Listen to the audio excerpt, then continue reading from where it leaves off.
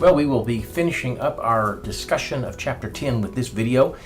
We will remember in the last video we didn't cover a whole lot of material in the book, but we spent a little while talking about the benefits and the drawbacks of using internal candidates to fill our open positions. This particular video says perhaps it makes the most sense to go ahead and use somebody internally. How do we know who is the right one and when they're ready? So we'll talk about how we can periodically, maybe on an ongoing basis even, be assessing our candidates to know who is getting close to being ready to move to another position or who perhaps already is ready.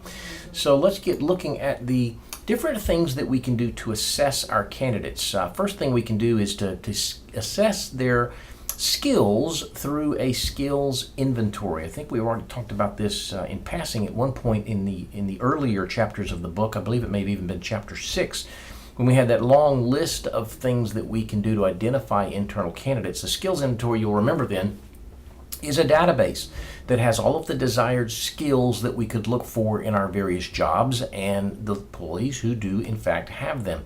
You'll remember we discussed how one way to do this, one way of many certainly, but the way that I envision easiest in my mind is that we have an Excel file perhaps where the first column is the names of all of our people, one per row, and then the additional columns out to the right indicate the presence or absence or the quantity perhaps of a particular characteristic. So one particular column might be level of education, and so for each one of our employees we'll put in college degree in such and such, or a high school degree or a master's degree or whatever. And then in another column we might have some sort of an assessment on their big picture thinking skills, where we found some tool to measure that on a scale from 1 to 10. So if this is a 10, this is a 4, this is a 6, this one's a 7, this is a 6, this is a 9, so forth.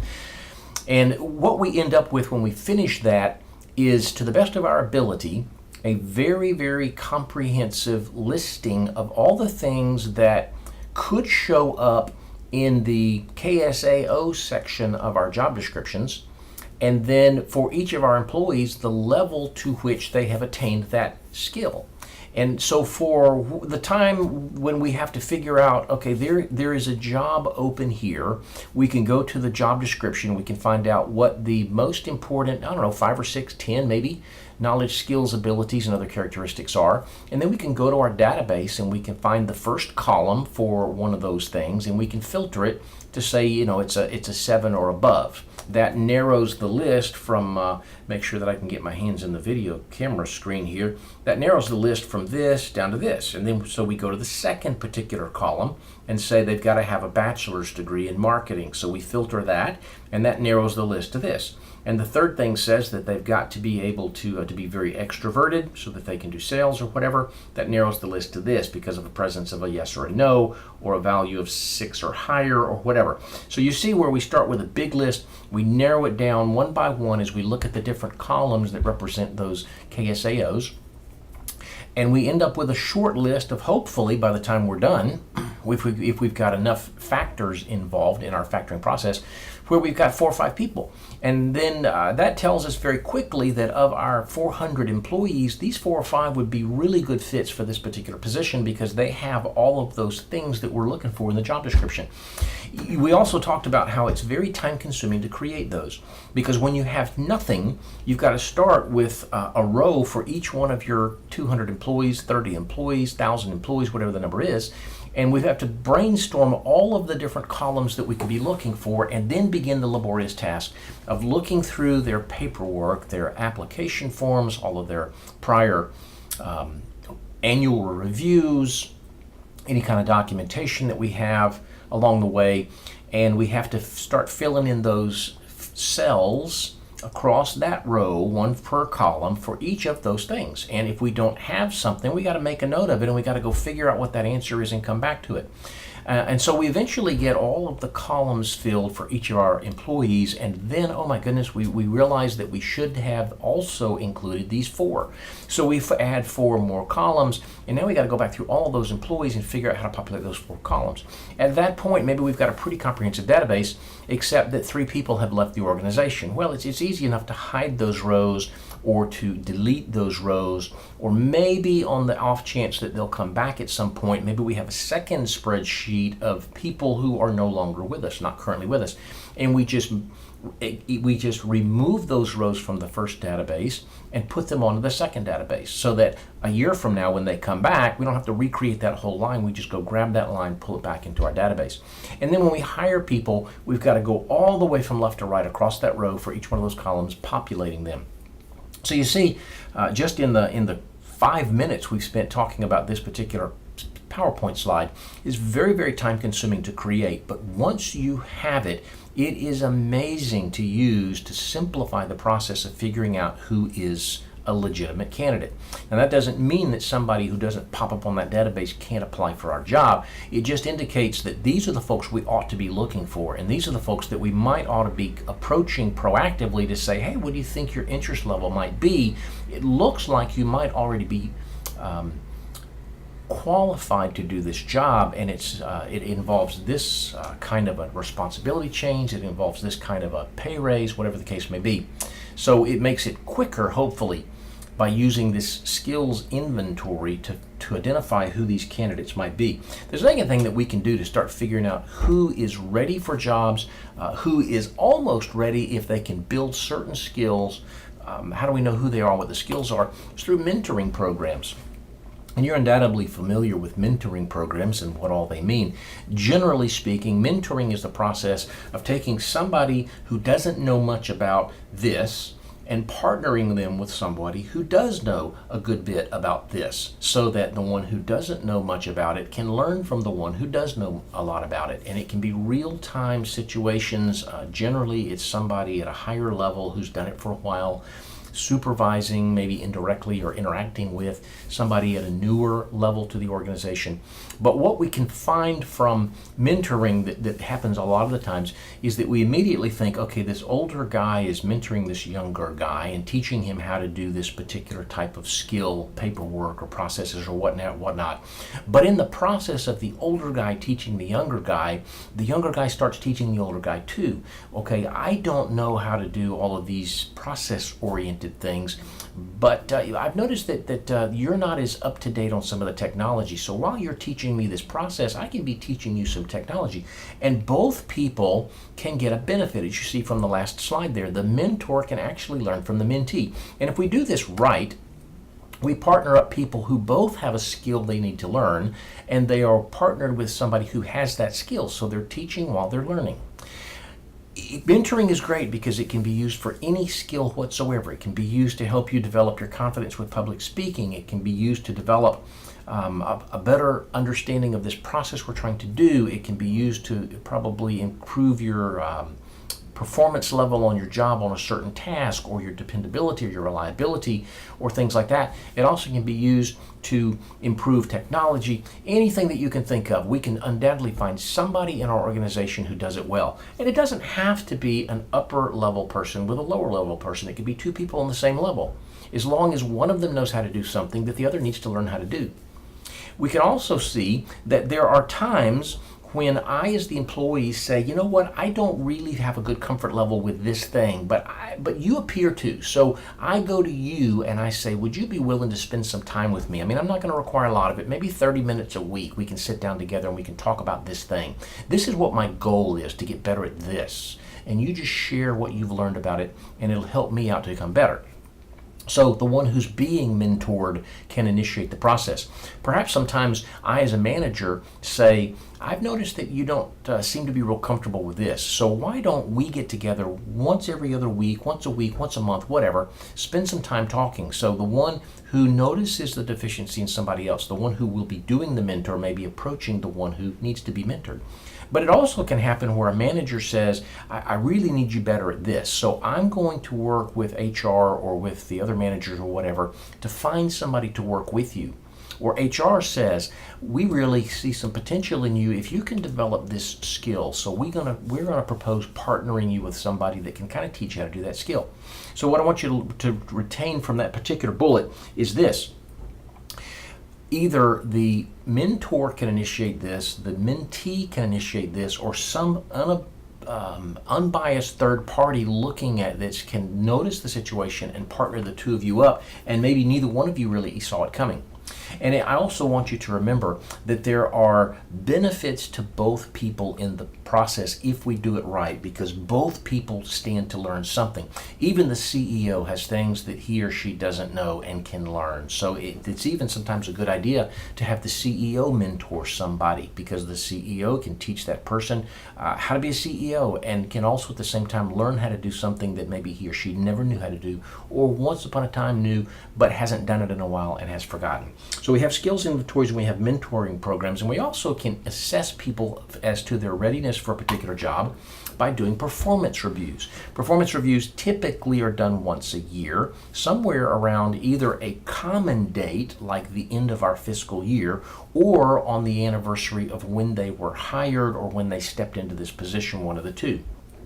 Performance reviews typically tell us what was done over this period of time. Sometimes it is a year, sometimes it is much smaller period of time than that, but what was done and how it was done.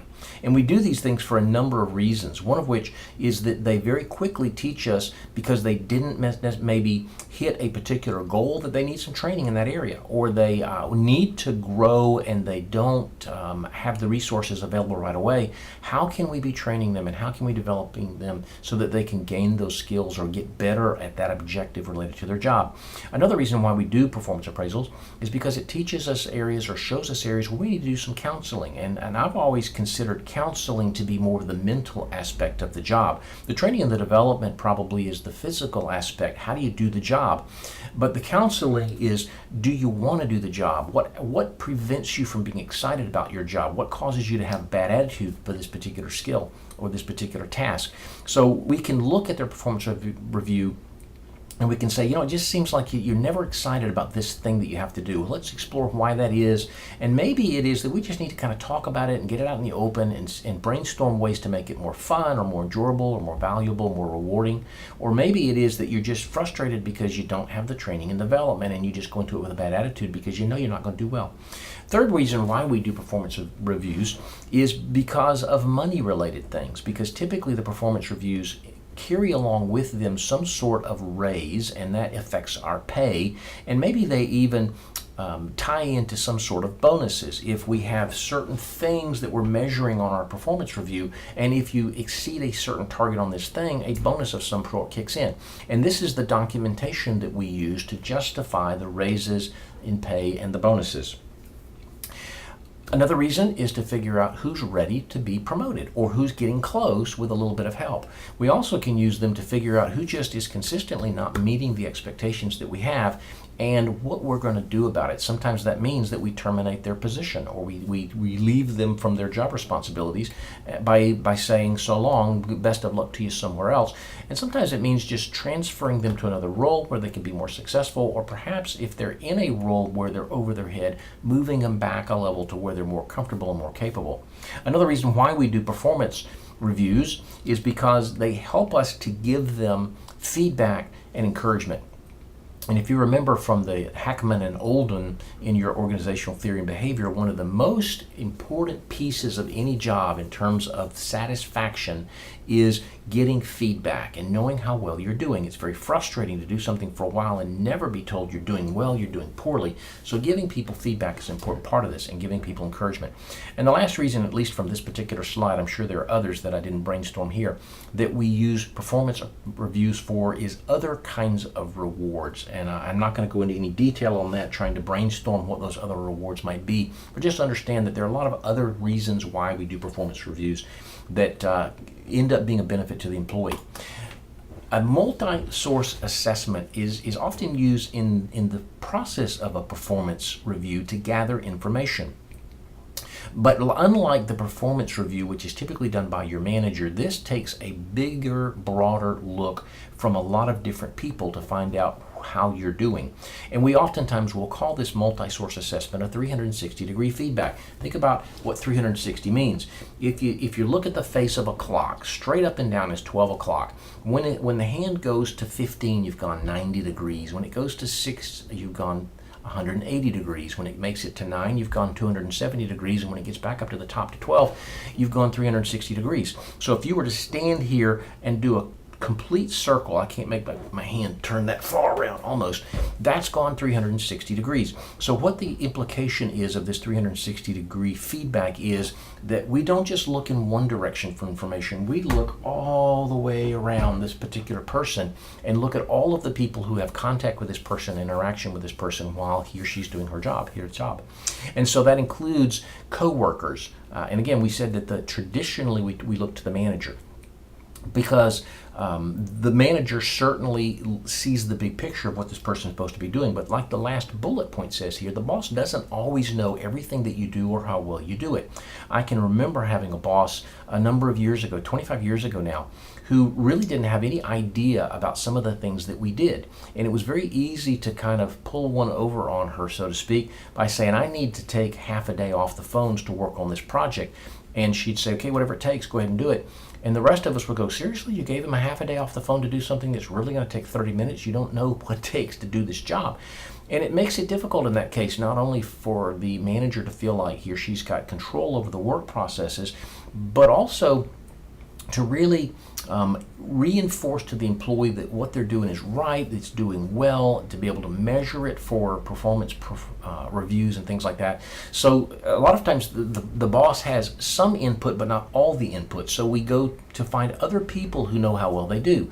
And I can promise you that somebody who sits next to you doing the same job you do can give us some really good feedback on how well you do your job. Because as I look at you and how well you do it, I can say, you do these things better than me, but I do these things much better than you. And it's not really fair if the boss does not give you some feedback on the things that you don't do well.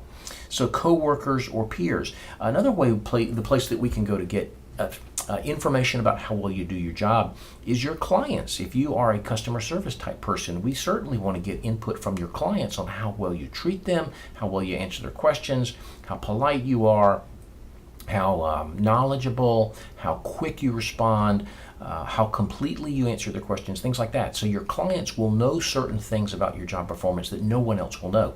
Vendors also, especially if you interact a lot with people who are outside the building. They may be more common if you work in purchasing or the warehousing or things like that, because you would interact with vendors more often. But everybody, or at least a lot of jobs, have at least some kind of contact with people outside the organization. So those would perhaps be vendors. Keep in mind also, backing up a bullet to clients, those could be internal clients or external clients. So if I have a part in a process, the people I get that from to do my part can be my clients, and the people that I hand that off to when I've done my part are also my clients, but also people outside the building, people I sell to or people that I service. Another area where we can get input is from subordinates. Now, we understand what the context is here. The manager is getting performance appraisal done, and that manager's manager certainly has input, but gosh, we'd argue that some of the people who know the best about whether that manager is effective or not are the people who work for that manager. And we need to put an asterisk here, because that is really, really difficult sometimes. I, as a subordinate, am regularly asked to give input on Dr. Wilson and how well she works as a dean. But I may be reluctant to do that, because if I honestly say that she does this poorly, or she doesn't seem to ever do that, or she doesn't seem to care about this, anything that can be taken as negative, if she finds out I said it, I have to worry about whether she's going to be mad at me. And we understand that similar to that are our end of the semester class evaluations that you do most semesters. You are in theory a subordinate to me. I have some authority over you as the teacher. And so we understand that when we ask you to give feedback on us for our classes, that you may feel a little bit uncomfortable that even if I can't do anything to punish you this semester, if I have you in class again next semester, I may take it out on you next semester. So subordinates have a pretty good idea of how well somebody manages, but it can be very, very difficult to get honest feedback if they have fears that there are going to be some repercussions to doing that. And then another way that we can get feedback from other people about performance appraisals kind of falls in line with clients in some regards, but it's other departments. The difference between clients, internal clients and other departments, is that maybe we would look at internal clients as people that we interact with a great deal and depend on, and who depend on us. Other departments may be folks that we interact with periodically, but it's the importance level is not quite as high. We go for information or we provide information, but it's not quite the same relationship as a client would be. So there are some things that we can do to assess our internal candidates and how close they are to be ready for promotion or different job duties. A couple of other things that are kind of similar to this that we want to talk about and get a very good understanding of. Actually, here's a picture of what that looks like. We're trying to do the performance appraisal, so we look at peers for input, supervisors, ourselves, external, internal customers, subordinates, and the boss. Maybe that picture will help you to remember what it means to have a 360. You start here, you go all the way around a complete circle, and you get everybody involved in the process. Now let's talk about succession management. Succession management is an ongoing and proactive process where we are thinking as managers, as HR people, about who in our organization is making progress towards advancement, towards other responsibilities, who might be, if we can help them a little bit. But the idea that we're trying to really come to an understanding of is who has the capability to do more and who has the potential to do more. And it may be capability and potential in the next 2 weeks, and maybe we're thinking 10 years from now we need something. Who is making progress towards that point? So sometimes it's thinking well in advance. Who could fill the open positions that we have now or are going to have in the very near future? And it's helping people prepare for those opportunities. So we would summarize this as saying that it is the company or the organization's perspective of what your path could be. It may not necessarily be what your perspective is, but as I stand back as a manager, as a coworker, as a colleague, as an HR professional, and look at you and say, I see some talent here, and I could see you doing this. So if we put it into the form of a sentence, maybe the phrase would be, it's where we think you could go. But that's not always where you want to go. It's important that we be thinking about what capabilities you have so we can help you if you don't really know what you want to do. But again, remember that it is our perspective of what you can do, and it's where we think you could go. On the way that we would, sometimes I have slides in my official presentation that I don't have in the sheets that I have laying in front of me to help me think ahead and make smooth transitions to the next slides. Here's one of them. A succession management database, as you can see, would have a particular job. It would have the name of the person who's doing that job now. It would also have some sort of an assessment. It may be moderate, heavy, low, or it might be red for immediate, or yellow for we think maybe, or green for it shouldn't be a problem, whatever it is. But what's the likelihood that that person's going to leave that job in some amount of time? And then it tells us who the people are who might be able to step into that job and what time frame they would need to be ready. If this person left today, we at least 3 months from now before we have a successful candidate. And then you might also have some notes associated with that, with what they do well and where they need experience or training or practice, so that we can begin working. If Sarah is ready in 3 to 6 months and we know that all she's really lacking is budget, we might want to bring her into some budget meetings and give her some experience working with budgets. So that's how we use the succession management. Again, this is what we see these 3 people as capable of doing, but we understand it may not be what they want to do. And that's what brings us to the next slide, career planning. Career planning is also an ongoing assessment and planning process, but it is a self-assessment. So it is from the perspective not of the company, but of the employee. It's what you want to do. It's you thinking in advance. All right, I'm in this role right now, but I could really see myself in 2 years, in 5 years, taking on that role. I am an associate professor, but I could see myself getting tenure, and I could see myself getting a full professor, and maybe I could see myself one day being the dean. And I think I'd even be farther beyond that. I'd like to get into the administrative side and maybe be a VP of something. That may be what you're thinking in advance of what you're trying to do. Well, in order to do that, I've got to gain some skills. So you are proactively reaching out, trying to develop skills that you don't have right now. So we would say the questions that you're asking here is, what could I possibly do, and what do I want to do?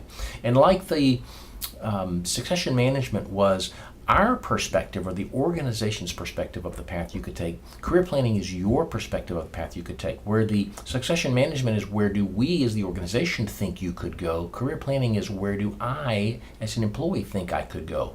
So understand that the organization sees potential in you and tries to help you move in certain directions that they see possible. At the same time, you're thinking about what you want to do and you're trying to move in that direction. And it may be that the organization's kind of pulling you this way and you're trying to go this way and we're kind of moving in opposite directions. So ultimately what we really want to do is play some sort of match game where we try to get those two lines to match up and be going in the same direction. So it is working in tandem in terms of our succession management, what we're trying to develop you for, and your career planning, what you're trying to develop yourself for. It's the employee and the employer trying to accomplish the same goals. It's saying, hey, what do you want to do? You know what, I think you've got a better fit towards this. Let's see if we can find something kind of in between. If you're really sold on that and we're just convinced that that's not right for you, let's stop now to determine whether that's not realistic and you need to be looking at something else. Or if we can say, yeah, we could kind of see that. That's not what immediately came to mind, but we could kind of see that and we can help you with that. The match game, matching up succession management and career planning is very realistic if we are dealing with goals that are doable. But if not, if the employee's goals just aren't doable, or if the employee just is not interested in what we think those goals should be, we might have to think about whether we need to look at something else that's not here. So possibly your goals are very realistic if you're somewhere else, if you're with the organization down the street. They're just not available here, partly because there's somebody that's not going anywhere. You know, it's like the old baseball thing where you're an amazing shortstop, but you're playing behind an all-star. It's like, yeah, I'm not getting rid of that person. So maybe the team has to trade me to somebody else so that I can actually play. It may be that your goals are great, but we just don't see how that's going to happen here. In order to improve and to make progress on moving those two things, the succession management and the career planning together, we got to be talking all the time. This is a conversation that we need to update every few months. You know, what's changed in the last couple of months? We've tried to build in this particular thing to your training. You think it's working. We need to give you challenging job assignments. If we really want you to grow, sometimes we got to put you in tough positions where you can sink or swim, and you learn what you need to do to start swimming. But we also need to give you training and encouragement. We can't just throw you into a new role and say, come talk to us in 6 months when you're done. We have to give you ongoing encouragement and we have to give you ongoing training. Well, hopefully that makes a whole lot of sense now in terms of the internal perspective. From the Chapter 10A, we understand why we might want to use internal candidates and we might not want to. And then if we think internal is a pretty good job, maybe from the 10B lecture, you've gotten an idea of the things that we can do to begin identifying people and helping them get ready so that when the time comes, 6 months from now, 10 years from now, they can step right over, that we haven't missed a beat. The person who's left is being replaced by somebody just as capable, maybe more so, and everybody's doing great.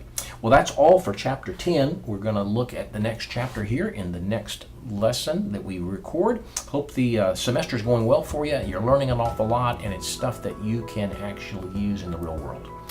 That'll do it for now. We'll be back later.